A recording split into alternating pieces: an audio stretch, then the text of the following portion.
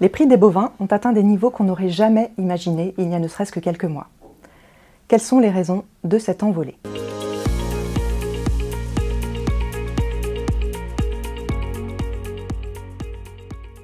La hausse des prix des bovins, qu'ils soient maigres ou finis, découle directement de la baisse de l'offre. La baisse du nombre de vaches en France depuis près de 10 ans conduit à un recul des naissances qui a été amplifié depuis 2 ans par des maladies et des problèmes de fertilité des vaches. On a donc moins de bovins maigres, mais aussi moins de bovins finis, et donc moins de viande sur le marché. Ce recul de l'offre est visible également dans la plupart des pays européens. En Irlande, par exemple, où la production avait augmenté jusqu'en 2023 avec le développement du cheptel laitier, la production recule fortement aujourd'hui, en raison de la baisse de cheptel enregistrée depuis 2 ans. On a également des baisses de cheptel conséquentes dans d'autres pays, comme l'Allemagne, les Pays-Bas, la Belgique, l'Espagne.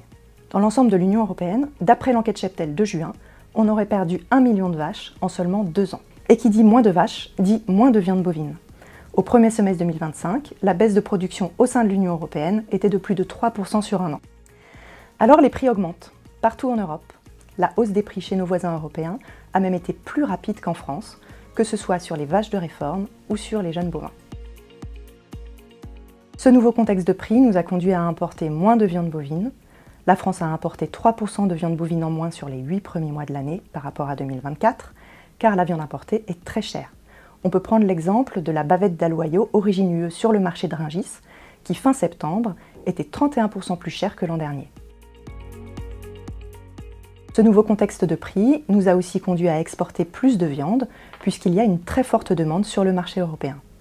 La France a exporté 3% de viande en plus sur 8 mois par rapport à l'an dernier, alors même que sa production était en baisse. Pour en savoir plus, rendez-vous sur tendance-lait-viande.fr.